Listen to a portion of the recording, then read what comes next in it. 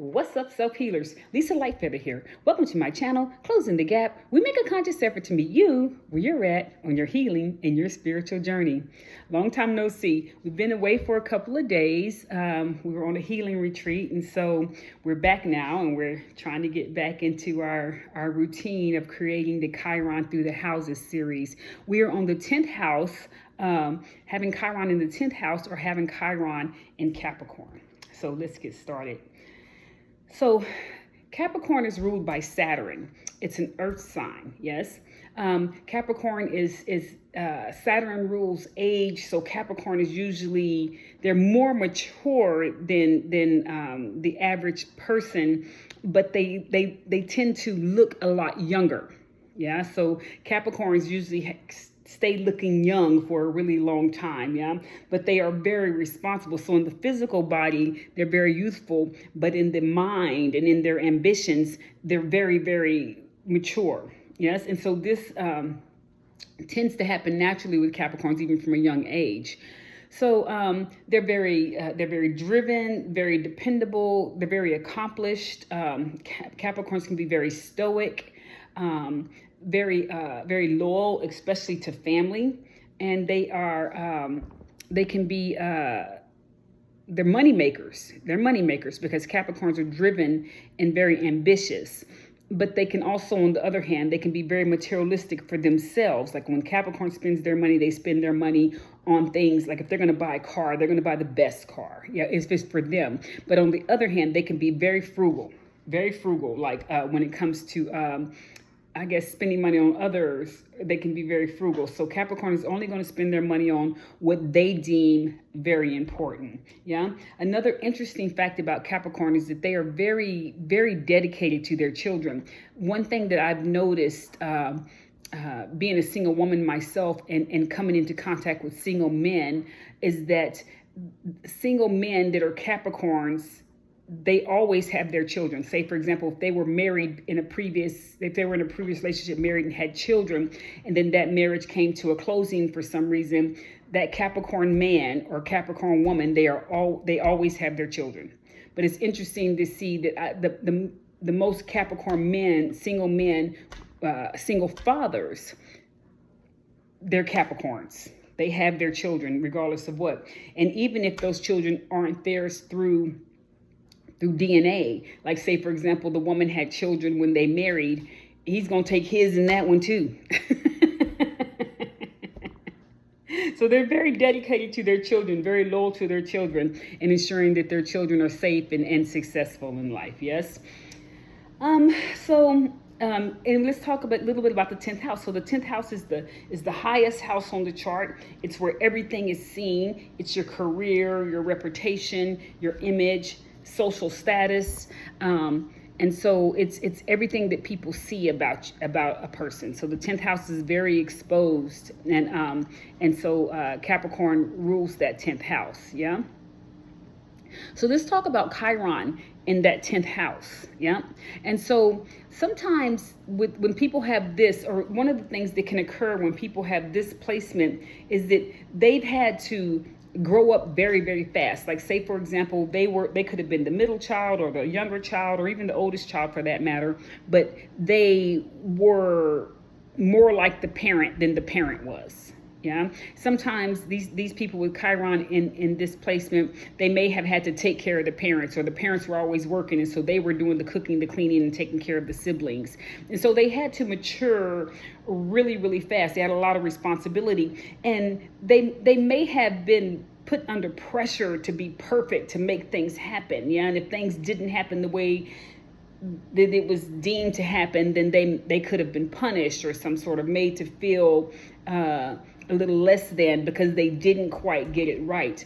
And so because of this child may be have a lot of perfectionism, and they may also be very controlling, like they try to keep things managed and under control. They may be very controlling. They may be extreme rescuers, like they want to fix everybody and everything, and they want to do, even if people don't ask, they want to do that, so they spend a lot of their energy and a lot of their time fixing things around them and taking charge and taking control, even if people don't require that they do so because they have a fear of losing control. They may also have a fear with it being in the 10th house. They may have a fear of being seen or being up front and center and taking charge. You know what I mean? So they may be fixing things, trying to control things behind the scenes, but they may not want to be up front and center. You know, in the 10th house is seen. And so with the pain body there, they may not want to be seen. Yeah. And so this can be very stressful coming up as a child with Chiron in the 10th house or Chiron in Capricorn. And so as an adult that hasn't healed this pain body, it can be very stressful because you always have to be in control. You always have to be fixing something. You're fixing everybody and everything. You're the rescuer, you know, and so it's like these people can be stressed out because of that, yeah? So that's one perspective of looking at it with Chiron and Capricorn or Chiron in the 10th house.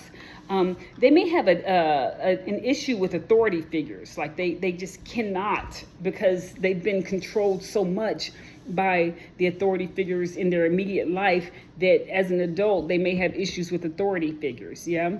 And so how can one with this placement heal themselves? So someone with Chiron in the 10th house or Chiron in Capricorn, they kind of need to learn how to live for themselves and not have to live for outside validation. Yeah, because when they were children, you know, the validation that they didn't get for all the work that they did, they were grown before their time, and they may not have been validated in that. And so as an adult, they may seek outside validation. Am I doing okay? Am I doing a good job? They want to impress everybody around them and make things happen. So some other ways that they can heal themselves is to eliminate the need for outside validation.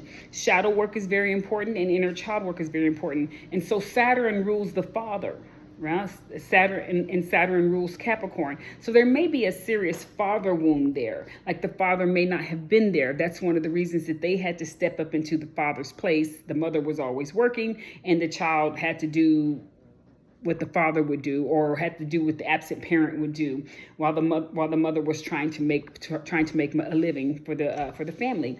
And so they may have had to go to work at a really early age because to bring income into the family and assist with the family, things of this sort. So they had to fill the gaps of a father not being there, or maybe the father was working all the time, and so they had to help the mother at home. But either way, there may be a father wound there. So the forgiving of the father and the healing the father wound, inner child work, yeah.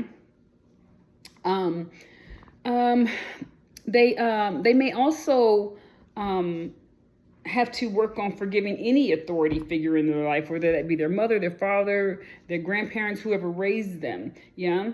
And doing inner child work by forgiving these authority figures, working on the father wound, and also reminding your inner child that everything is okay. Everything doesn't have to be perfect. That you've probably been fixing things since you were 5, 6, 7 years old, and that if you've done it at 5, 6, 7, that you can do it at 37, 27, 47. Yes, so reminding that inner child, calm down, I got it, right? So it's kind of like healing this controlling spirit of having to have your hands in everything, allowing people to fix their own lives. Yeah, maybe you can just give them a little advice, verbal advice, and say, well, you know, if it was me, I would do it like this, versus going and doing it for them. Yeah. So how are some ways that Chiron in Capricorn or Chiron in the 10th can assist others on their healing journey once they get a grip on their own personal healing journey? So some of the ways that they can assist others is through maybe life coaching, giving others advice, not fixing them, but giving others advice, assisting people with imposter syndrome, encouraging people, letting them know that they have what it takes to do whatever it is that they deem themselves capable of doing, that they have the ability to do so. So life coaching, teaching leadership, assisting those who feel unseen. Yeah, those who feel unseen, like that would be like teaching leadership classes, or teaching young teens about how to take accountability and how to take initiative in their life, encouraging people to build up their self-esteem. Yes, and helping others see their own gifts, because a lot of times people can't see their gifts, but because you have been so meticulous about getting things right and doing it right the first time, and that you can see where other people are lacking in that area, and so you can assist them by helping them see themselves. Yes, and so that would be like a career coach or something like that, or maybe a therapist or something like that. Yeah, and so this is a difficult one, because you want control is a powerful thing, and so doing that shadow work and making the control, I'm going to refer to it as a control demon, because what it is that it just controls everything. You want your hands in everything, and so making that control shadow your ally. Yes, and so yes, you can still be in control of your own life. But trying to assist others and controlling others can become very taxing. Yeah, having to be responsible all the time, having to be perfect all the time, having to fix things all the time. It can be overwhelming, and so people can get burned out by being the savior or the rescuer all the time. And so just you can heal yourself by learning to live for yourself. And staying in your lane and saying, okay, that's not my responsibility, unless someone asks you for your assistance, and so that will relieve you of a lot of pressure. Yeah. So let's see what the spirit cards have to say. The animal spirit cards have to say. And so spirit, we are currently looking for. Well, that was fast. Sandpiper spirit, 51, which is a 6. Sandpiper spirit. Be playful. Capricorn, Chiron and Capricorn, or Chiron in the 10th house, they really don't know how to play. That's another thing. They don't know how to play. It's just work, fix. I got to control.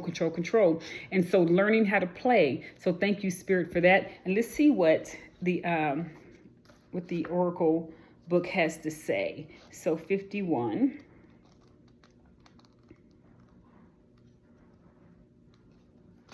Okay, so sandpiper spirit,